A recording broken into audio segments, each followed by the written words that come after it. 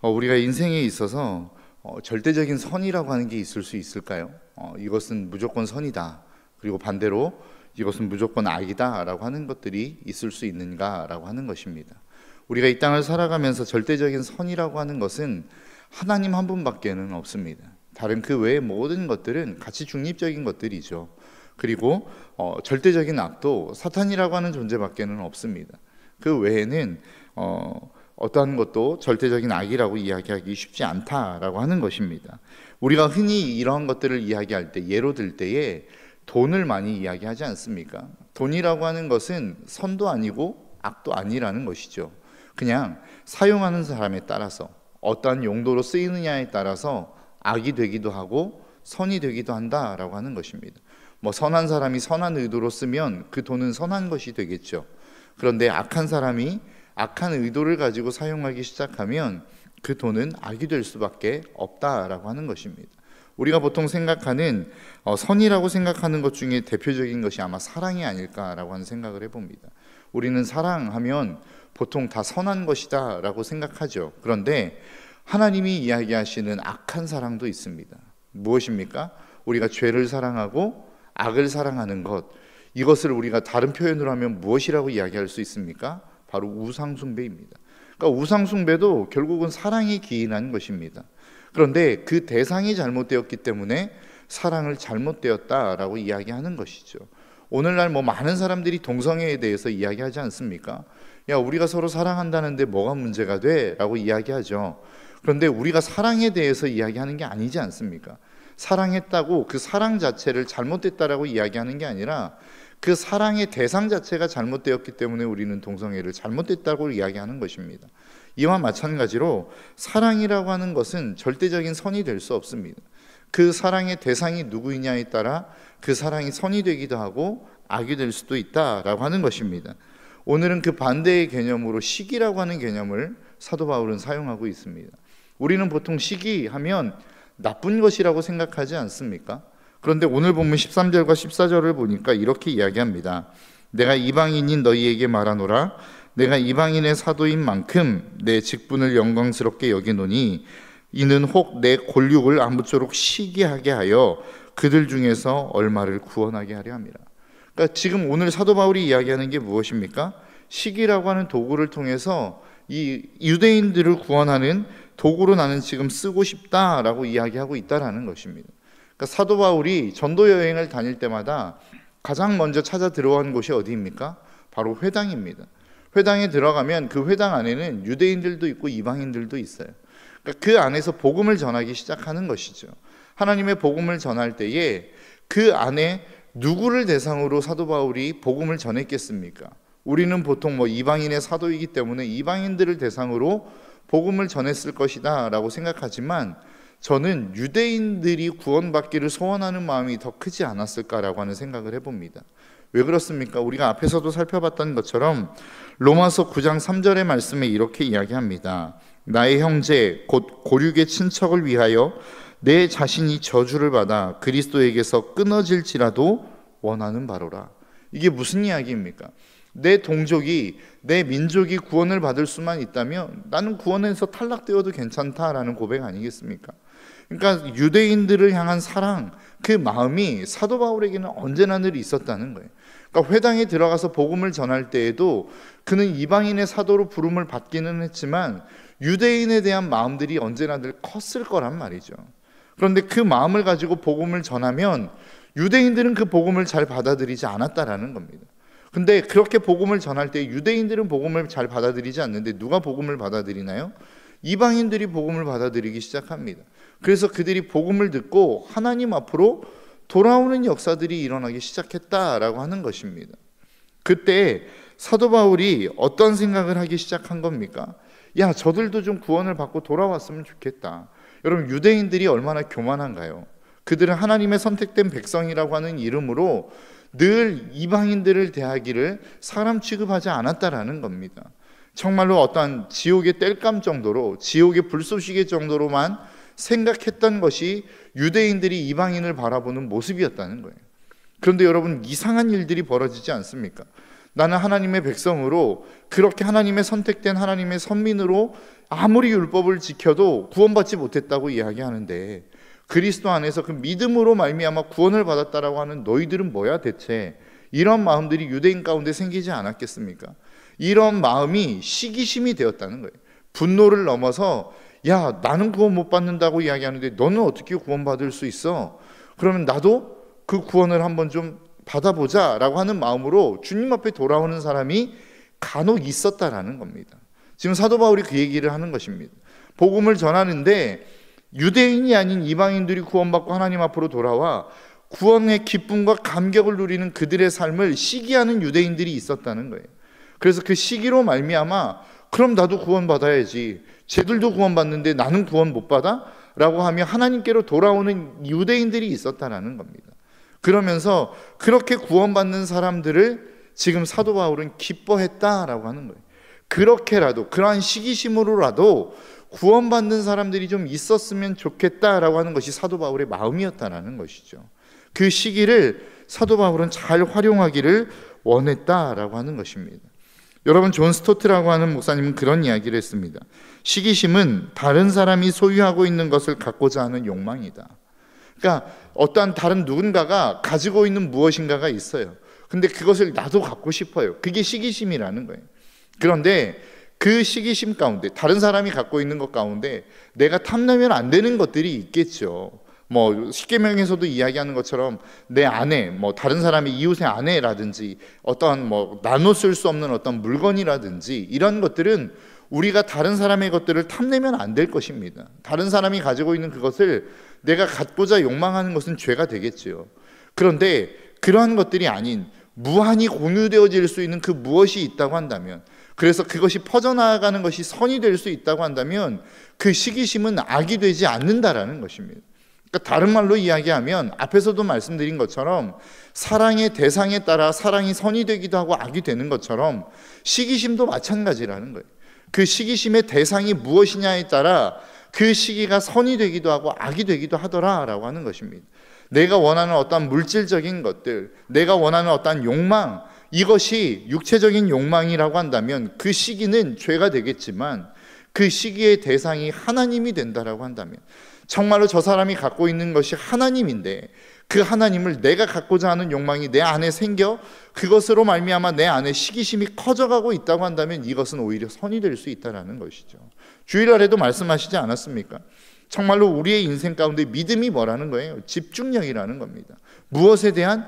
하나님에 대한. 그러니까 우리가 하나님을 향하여 집중하는 마음이 있다고 한다면 그것은 우리의 삶의 믿음이 된다는 것이죠. 시기도 마찬가지라는 것입니다. 시기가 어떤 다른 세상의 것들이라고 한다면 그것이 죄가 될 수 있겠지만, 하나님에 대한 시기, 하나님에 대한 욕망을 우리의 마음 가운데 불릴 듯 일어나게 만들 수 있다고 한다면 그것은 구원에 이룰 수 있는 축복이 될 수 있다라고 사도 바울은 지금 이야기하고 있는 것입니다. 정말로 우리가 무엇을 향하여 집중하고 있는가, 무엇을 향하여 정말로 욕망을 갖고 있느냐가 더 중요한 것이다 라고 오늘 사도 바울은 우리에게 말씀하고 있다라고 하는 것입니다. 여러분들의 마음 가운데 무엇이 자리 잡고 있습니까? 여러분들의 마음 안에 욕망이라고 하는 것이 있는데 그 욕망이 도대체 무엇으로 가득 채워져 있느냐라고 하는 것이에요. 세상의 것으로 말미암아 가득 채워진 욕망입니까? 아니면 내가 정말로 하나님을 갈망하며 그 하나님을 향하여 나아가 그 하나님을 만나고 싶어하는 욕망으로 가득 차 있습니까? 그렇다고 한다면, 후자라고 한다면 그 욕망은 정말로 선한 것이 될 수 있고 우리를 구원에 이르게 만드는 능력이 될 수 있다라고 하는 사실을 저와 여러분들이 놓치지 않으시기를 주님의 이름으로 축복합니다. 그래서 날마다 그 시기심을 통하여 하나님께로 더 가까이 나아가게 만드는 축복의 도구로 사용할 수 있는 저와 여러분들의 삶이 되시기를 주님의 이름으로 축복합니다. 오늘 본문에서 이야기하고 있는 또 한 가지의 이야기는 무엇입니까? 교만하지 말라는 것입니다. 오늘 보면 17절에서 20절은 이렇게 이야기하죠. 또한 가지가 얼마나 꺾이었는데 돌 감람나무인 내가 그들 중에 접붙임되어 참 감람나무 뿌리의 진액을 함께 받는 자가 되었은즉 그 가지들을 향하여 자랑하지 말라. 자랑할지라도 내가 뿌리를 보존하는 것이 아니요 뿌리가 너를 보존하는 것이니라. 그러면 내 말이 가지들이 꺾인 것은 나로 접붙임을 받게 하려 함이라 하리니 옳도다. 그들은 믿지 아니함으로 꺾이고 너는 믿음으로 섰느니라. 높은 마음을 품지 말고 도리어 두려워하라. 이게 지금 무슨 이야기냐면 우리가 보통 이야기하는 올리브 나무라고 하는 나무가 있죠. 올리브 나무는 가지를 이렇게 만들어 가지 않습니까? 보통 나무들이 계속해서 이렇게 가지를 뻗쳐가죠. 그런데 가지가 오래되면 살아는 있는데 열매를 못 맺는다는 거예요. 그러면 그 가지를 꺾고 다른 나무에 가지를 가져다가 접붙여서 그 새로 접붙임 가지를 통하여 열매를 맺게 만드는 것이 감람나무라는 겁니다. 올리브나무라는 겁니다. 지금 그 얘기를 하는 것입니다. 이스라엘 백성들이 있었어요. 유대인들이 있었어요. 원 가지가 있었어요.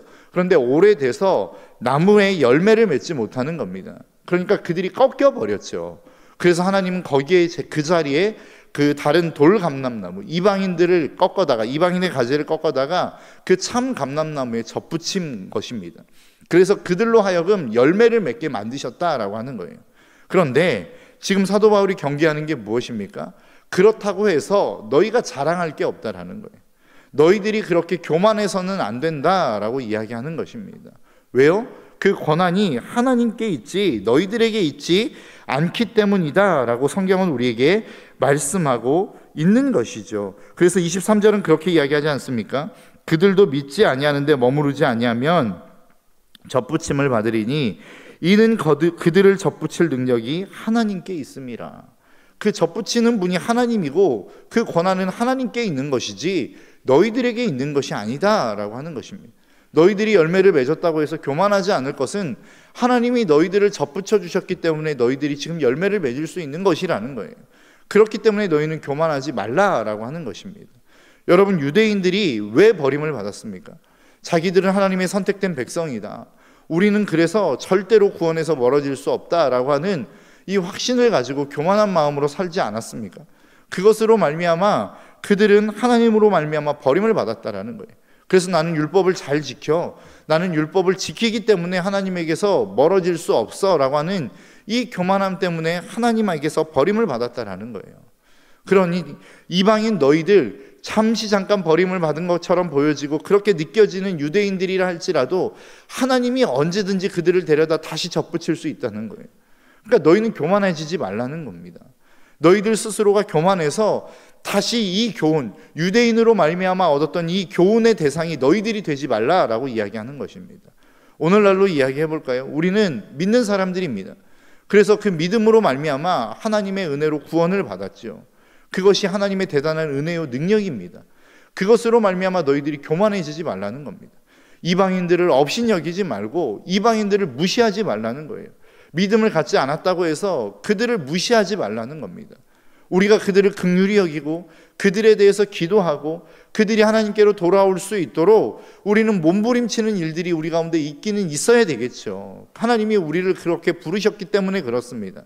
그런데 내가 믿음의 사람이고 나는 구원을 받았고 너희는 구원을 받지 못했기 때문에 너희는 그렇게 하면 안 된다, 너희는 그렇게 무시해도 된다라고 하나님이 우리에게 말씀하신 게 아니라는 거예요. 내가 믿음이 있다고 해서 믿음 없는 사람들을 무시할 수 있는 권한이 우리에게 주어진 것이 아니라는 것입니다. 왜요? 그것은 전적인 하나님의 은혜요, 하나님으로 말미암아 구원받은 우리이기 때문에 우리에게 자랑할 것이 없기 때문이라고 성경은 우리에게 말씀하고 있는 것이죠. 제가 이렇게 보다 보니까 청년들을 보면 이렇게 뭐 그런 부분들이 있지 않습니까? 뭐 믿는 가정과 믿지 않는 가정들이 이렇게 만나는 경우들이 있습니다. 뭐 장로님 가정 가운데서도 뭐 그런 부분들이 있었던 것 같아요. 어제 뭐 토요일 날 권혁수 장로님과 함께 이렇게 식사를 하는데 그런 간증을 하시더라고요. 본인의 가정은 불교 집안이었다는 거예요. 정말로 불교 집안이었고 그 이영신 권사님의 가정은 목회자 자녀의 가정이었는데 둘이 만나 결혼을 한 게 참 기적적인 것 같다, 뭐 이런 말씀을 하시더라고요. 그런데 결혼을 하면서 결혼을 그렇게 잘 하게 되어진 이유에 대해서 그런 말씀하시더라고요. 처형 때문에 결혼할 수 있었다, 뭐 이런 말씀을 하시는데 그 이야기가 뭐냐면 이렇게 반대가 좀 있으셨나 봐요. 그런데 그 반대 속에서 처형이 그런 이야기를 했다는 거예요. 부모님을 설득하면서 안 믿는 사람도 우리가 이렇게 전도를 하는데 사위 얻어서 우리가 전도해서 구원받게 하면 얼마나 귀한 일이겠느냐, 이렇게 해서 구원을 이렇게 결혼을 시켰고 그래서 지금 장로님에 이르게 되었다. 뭐 이런 간증을 하시는 간증을 제가 듣게 되었습니다. 여러분 이게 얼마나 귀한 일인가라고 하는 생각을 해봅니다. 물론 쉽지는 않을 것 같습니다. 뭐 이렇게 믿지 않는 가정에 뭐 며느리나 사위를 들여서 구원받게 하는 것은 참 쉽지 않은 일인 것 같아요. 그런데 우리가 한 가지 기억해야 될 것은 무엇이냐면 절대로 믿지 않는 가정이라고 해서 우리가 무시할 수 있는 대상은 아니라는 것입니다. 여러분 우리가 믿음의 가정에서 태어났다는 것은 참 축복이죠. 큰 은혜입니다. 그런데 여러분 한번 생각해 보시겠습니까? 내가 믿음의 가정에서 태어났다라고 하는 것이 내 믿음이고 내 업적인가요? 아니죠.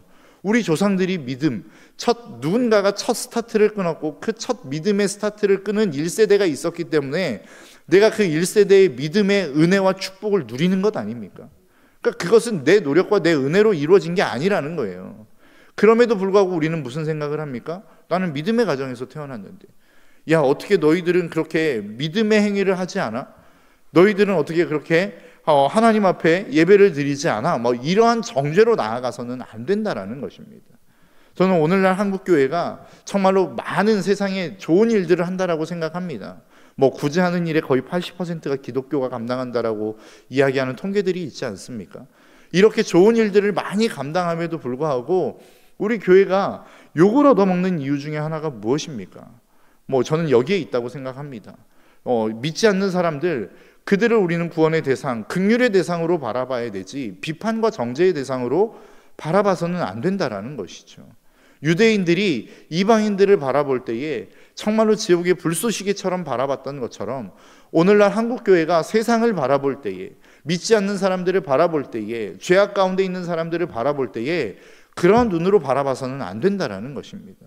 야, 그들도 구원을 받아야지. 하나님이 저들을 사랑하시는데 저들에게 하나님의 복음을 전하고 저들이 하나님께로 돌아올 수 있었으면 얼마나 좋을까라고 하는 그 간절한 마음과 애절인 마음으로 바라봐야지. 야, 너희들은 글렀어. 너희들은 그렇게 살아가는데 안 돼. 구원받을 수 없어 라고 하는 시선으로 우리가 바라봐서는 안 된다라고 하는 것입니다.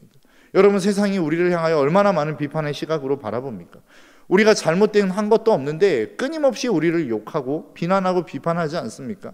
그렇다고 해서 우리도 동일한 모습으로 그들을 대해서는 안 된다라고 하는 것입니다. 왜요? 하나님이 저와 여러분들을 부르신 이유와 목적이 그들을 비판하라고 부르신 게 아니지 않습니까? 그들을 정죄하라고 부르신 게 아니지 않습니까? 그들을 심판하라고 부르신 게 아니지 않습니까?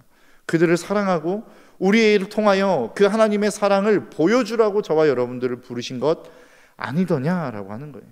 저와 여러분들의 삶이 그러한 삶이 되셨으면 좋겠습니다.